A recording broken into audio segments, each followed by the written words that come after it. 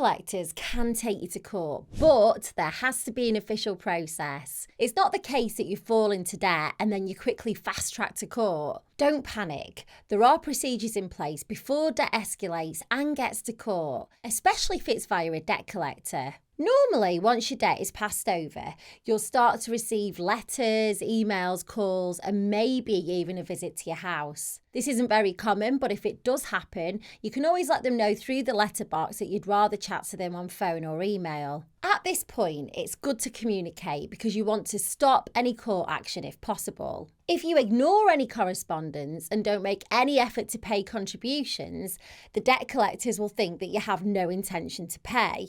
This is when they're likely to send you a default notice, and this is when you have to jump into action. So what does this mean? Well, a default notice is recorded on your credit file, and it's a formal letter from the creditor to say that you're in arrears with your repayments. So this gives you about 2 weeks to catch up with any missed payments. If you don't manage to pay, the default notice will stay on your file for 6 years and affect your credit rating. If you find that you can't pay, just pick up the phone and see if you could negotiate a little bit more time. If it's too late and the default notice has got on your credit file, the next stage a debt collector can move on to is issuing something called a claim form. This is an official document that lets you know that court action is being considered against you. It should break everything down and tell you who's taking you to court. It should tell you why, how much money you owe, missed payments, and if there was a payment plan in place. The best thing to do if the debt belongs to you is to fill in the form and post it back. The next and final stage is a CCJ. This is a county court judgment. Whatever you do, don't ignore it. If you do,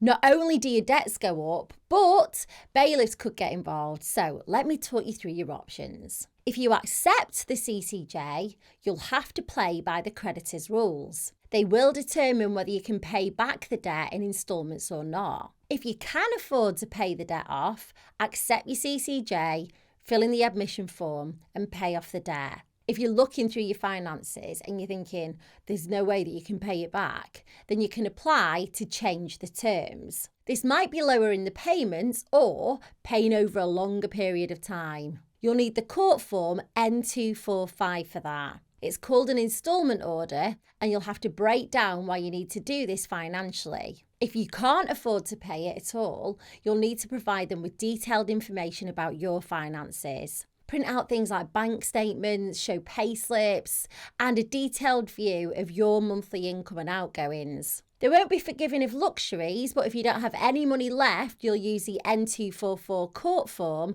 where you can go into detail. If it's a medical condition that stopped you paying, you'll have to provide those documents. The other option on the table is to reject the CCJ, but this isn't very common. And the most popular reason for rejecting this is because a creditor hasn't followed the guidelines during the claims process. It could also be if they've violated the FCA regulations by doing something like asking you to pay more than you can afford. There are other rules that shouldn't be broken, like debt collectors' harassment. If you can prove they've harassed you, it's possible you have good grounds. This would make the case void, but the debt would still exist and you can be chased for it. As you can see, it takes a while to unfold before it goes to court, so if you communicate and negotiate an amount you can afford, hopefully it won't get this far. If you're looking at your debt and you can't work a way out of it, you may want to consider a debt solution. It's best to be educated about all of them so that you can choose the right one for your life. To be honest, there's pros and cons to most of them, and you'll have to qualify for some of them. If you want to find out more information before you commit to anything, I've got a short form below the video and it's got a few multiple choice questions like how much debt do you owe and how many people do you owe. At the end of the form, it'll connect you to a company that I've partnered with to provide you with all the information that you need about debt solutions that are available. So click the link below, check it out, let me know how you get on.